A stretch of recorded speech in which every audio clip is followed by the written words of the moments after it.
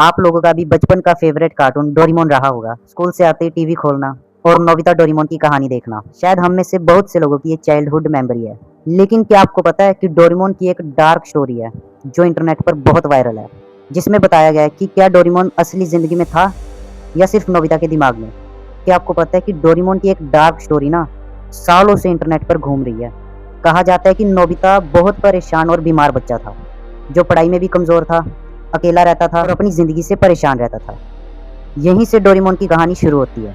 एक वर्जन में बताया गया है कि डोरेमोन एक 22वीं सदी का रोबोट नहीं था, बल्कि नोबिता के पास एक नीली बिल्ली थी जिससे वो बहुत ज्यादा जुड़ा हुआ था। कुछ इंटरनेट स्टोरीज में ये भी दावा किया गया है कि वो नीली बिल्ली एक एक्सीडेंट में मर चुकी थी।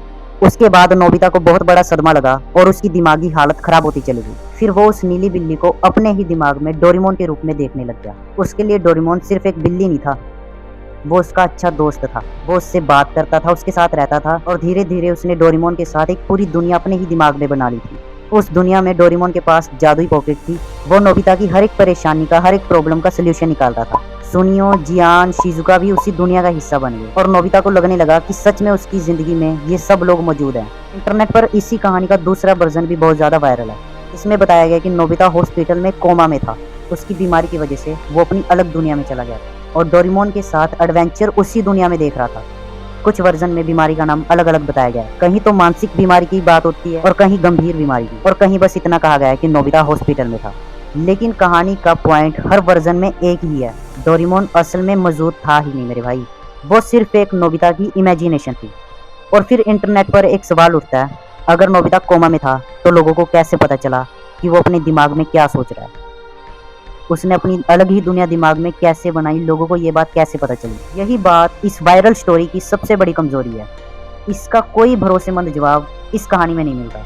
कुछ वर्जन्स में बताया गया कि नोबिता जब कोमा से बाहर आया तो उसने ये सारी बातें बताई, लेकिन इसका भी कोई ऑफिशियल प्रूफ नहीं है। इंटरनेट पर इस कहानी का एक और वर्जन है जिसमें बताया गया है कि जब नोबिता को पता चला कि डोरेमोन नाम का उसका कोई दोस्त है ही नहीं, जब उसको ये बातें बताई गई तो इन बातों को नोबिता सह नहीं पाया। कहा जाता है कि इस सदमे के बाद उसकी हालत बहुत ज़्यादा खराब हो गई थी और जिस कारण उसकी मौत हो गई। लेकिन भाई ये बात सिर्फ वायरल इंटरनेट स्टोरी का हिस्सा है। इसका कोई ऑफिशियल एपिसोड, ऑफिशियल एंडिंग या कोई भरोसेमंद एविडेंस नहीं है कि नोबिता की डोरेमोन का सच जानने के बाद मौत हो गई, क्योंकि इंटरनेट पर डोरेमोन के नाम से फेक एंडिंग्स और फैन मेड स्टोरीज बनाई गई।